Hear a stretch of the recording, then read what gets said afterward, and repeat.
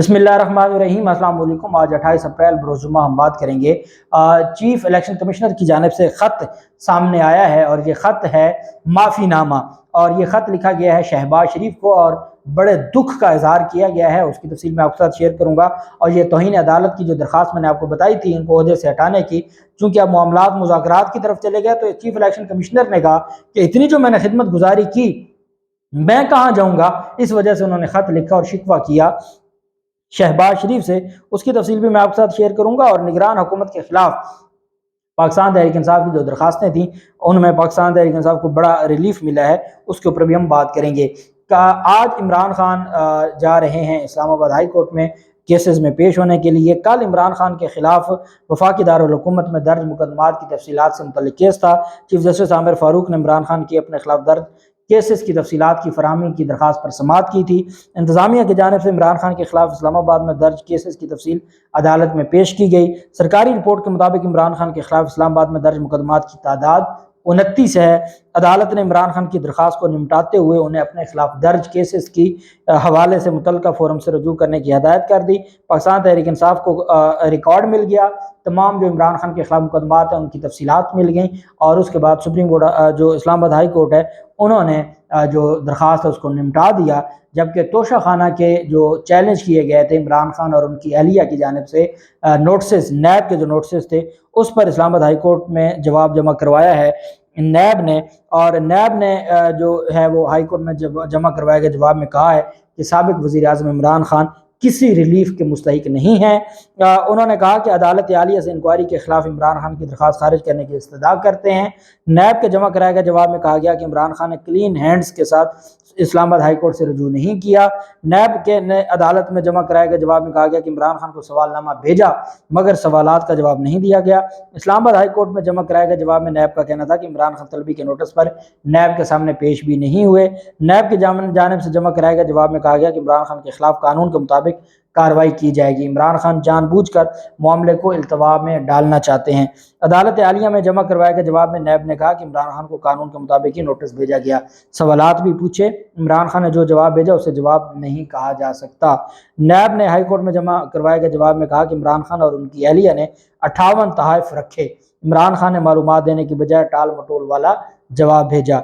قومی احتساب بیورو کے عدالت میں جمع کروائے گئے جواب میں کہا گیا کہ عمران خان اور ان کی اہلیہ نے 14 کروڑ روپے سے زائد کے تحائف 3 کروڑ 80 لاکھ روپے میں رکھ لیے۔ اب ان سے کوئی پوچھے کہ 14 کروڑ کے جو تحائف عمران خان نے رکھے ہیں، اور جنہوں نے 14 کروڑ کے تحائف 3 کروڑ دے کے، اور یہاں پر آپ نے چند ہزار روپے کے پیچھے کروڑوں روپے کے تحائف دیے، اور جب ہائی کورٹ کا ڈویژن بینچ کہہ رہا ہے کہ جی آپ ریکارڈ دیں، تو کہا جاتا ہے جی ہمارے پاس تو ریکارڈ ہے نہیں، اور ہمارے پاس تو ریکارڈ گم ہو گیا۔ اور پھر مریم نواز کی جو مرسیڈیز کے حوالے سے چیزیں، جو JIT کا ریکارڈ سامنے آیا، اس کے مطابق جو مریم نواز نے چند لاکھ میں مرسیڈیز جو گفٹ تھی وہ توشہ خانہ سے لی، اور اس کو بعد میں بیچ دیا کروڑوں روپے میں۔ اور اسی طریقے سے نواز شریف کی جو مرسیڈیز ہیں اس پر تو یہ خاموش ہیں، لیکن عمران خان کے جو توشہ خانہ ہے 14 کروڑ کا 3.5 سال میں، اس پر ان کو بہت زیادہ پریشانی لاحق ہے۔ دوسری جانب ایک درخواست دائر کی گئی ہے عمران خان اور سابق DG ISI فیض حمید کے خلاف پشاور ہائی کورٹ میں، اور یہ ANP کی جانب سے درخواست دائر کی گئی ہے، اور پاکستان عوامی نیشنل پارٹی ANP نے عمران خان اور ان کے جو فیض حمید کے خلاف درخواست ہائی کورٹ میں دائر کی ہے، اور صوبائی صدر ANP ایمل ولی خان، جن کو خاص نام سے پکارا جاتا ہے، ان کی جانب سے پشاور ہائی کورٹ میں درخواست دائر کی گئی۔ سابق وزیر اعلیٰ محمود خان اور بیرسٹر محمد علی سیف کو بھی فریق بنایا گیا۔ ایمل ولی خان کی جانب سے دائر درخواست میں کہا گیا کہ دہشت گردی کے خاتمے کے بعد شدت پسندوں کی آباد کاری میں عمران خان نے سہولت کاری کی، فیض حمید کی معاونت سے دہشت گردوں کی دوبارہ آباد کاری کی گئی۔ عمران خان نے دہشت گردوں کی دوبارہ آباد کاری کا اعتراف میڈیا پر کیا۔ درخواست میں کہا گیا کہ عمران خان سمیت تمام ذمہ داران کے خلاف جوڈیشل کمیشن بنایا جائے، ملک میں دہشت گردوں کی دوبارہ آباد کاری پر فیکٹ فائنڈنگ کمیشن بنایا جائے۔ یہ ایمل ولی خان کی جانب سے درخواست دائر کی گئی ہے پشاور ہائی کورٹ میں عمران خان اور فیض حمید کے خلاف۔ دوسری جانب جو پاکستان تحریک انصاف کی درخواست پر لاہور ہائی کورٹ میں سماعت ہوئی تھی، اور یہ بیسیکلی جسٹس طارق سلیم شیخ صاحب کی سربراہی میں 3 رکنی بینچ ہے جس نے سماعت کی۔ پاکستان تحریک انصاف کے رہنماؤں نے جو اسپیشل JIT بنائی گئی تھی نگران حکومت کی جانب سے، اس کو چیلنج کیا تھا۔ हाई कोर्ट के जस्टिस तारिक सलीम शेख साहब की सरबराही में 3 रुकनी बेंच ने समाअत की। फवाद चौधरी और मुसरत जमशेद चीमा की दरखास्तों पर समाअत हुई। होम सेक्रेटरी की जानिब से ताहाल जवाब जमा ना करवाया गया। अदालत ने रिमार्क्स देते हुए कहा कि होम सेक्रेटरी का जवाब क्यों नहीं आया, कैसे केस आगे चलेगा अगर होम सेक्रेटरी अपना जवाब जमा नहीं करवाएंगे। सरकारी वकील ने कहा होम सेक्रेटरी का जवाब कुछ देर में जमा करवा दिया जाएगा। वकील दरखास्त गुजार ने कहा कि जो लोग हमारी दरखास्त में मुल्जिम हैं वही JIT तश्कील दे रहे हैं। बदनीयती से दफ़ा 144 नाफिज की गई। जब ये मामला अदालत में आया तो फिर इन्होंने मामला हल करने की कोशिश की। हंगामा आराई, तशद्दुद और जंग का समा बनाने के दफ़ा 144 उठा ली गई। उसके बाद दफ़ा 144 उठा ली गई। ये मुसलसल कवानीन की खिलाफ वर्जी कर रहे हैं। ये पूरा मामला प्रोसिक्यूशन के तहत आता है कि आया ये केसेस बनते भी हैं या नहीं बनते। पंजाब हुकूमत ने प्रोसिक्यूटर जनरल को इस केस में पेश होने से रोक दिया जो बदनीयती ज़ाहिर करता है। पंजाब हुकूमत ने गैर कानूनी तौर पर सारा काम किया। जब अदालत ने नोटिस लिया तो फिर इन्होंने जल्दबाजी से दस्तावेज़ात तैयार किए। IG ने जो लेटर लिखा इसमें कहा गया कि CCPO की दरखास्त पर JIT बनाई है। CCPO हमारा मुल्ज़िम है, मुख्तलिफ मुकदमात में हमने CCPO को नामजद किया हुआ है। ये कैसे ये दरखास्त कर सकते हैं? निगरान हुकूमत ने शफाफ और पुरअमन इंतखाबात करवाने हैं। निगरान हुकूमत ने अमन खुद ख़राब किया और एक बंदा कत्ल हुआ और दर्जनों ज़ख्मी हुए। अदालत ने रिमार्क दिया कि हम देखना चाहते हैं कि जब वारंट आए, वो जो तोशा खाना के वारंट थे जिनकी तामील के लिए उन्होंने इतना बड़ा जुल्म किया और वहाँ पर 18 घंटे तक ऑपरेशन होता रहा। अदालत ने रिमार्क दिया कि हम देखना चाहते हैं कि जब वारंट आए तो उसके बाद क्या हुआ। सरकारी वकील ने कहा कि यह मामला वफाक का है क्योंकि वहाँ वारंट जारी हुए। अदालत ने रिमार्क देते हुए कहा कि जब वारंट पंजाब पहुँचे तो फिर आपकी जिम्मेदारी बनती है, सारा कुछ आगे आपने किया। जस्टिस तारिक सलीम शेख ने रिमार्क दिए कि हम देखना चाहते हैं कि क्या कानून को मुकम्मल तौर पर फॉलो किया गया या नहीं। वारंट इशू होने के बाद जो कार्रवाई हुई उसकी रोशनी में देखना है कि दहशतगर्दी की दफात लगती हैं या नहीं। एडिशनल एडवोकेट जनरल ने कहा कि इन्होंने अभी तक तफ्तीश ज्वाइन नहीं की। सिकंदर जुल्करनैन जो वकील हैं PTI के, उन्होंने कहा कि हम तफ्तीश रोकने या तब्दील करने का नहीं कह रहे, हम इनकी बदनीयती की बात कह रहे हैं कि ये गैर कानूनी तौर पर JIT बनाई। अदालत ने निगरान हुकूमत को भी काम से अदालत ने कहा निगरान हुकूमत को काम से तो नहीं रोका जा सकता, अगर बदनीयती या कानून की खिलाफ वर्जी ना हो तो अदालत मुदाखलत नहीं करती। ये हुकूमत का अख्तियार है कि वो JIT बनाए। हमने अदालत ने सामने कानून की खिलाफ वर्जी और बदनीयती के शवाहिद रखे हैं। अदालत ने समाअत मंगल तक मुलतवी करते हुए होम सेक्रेटरी से कहा कि वो अपना जवाब जमा करवाएं।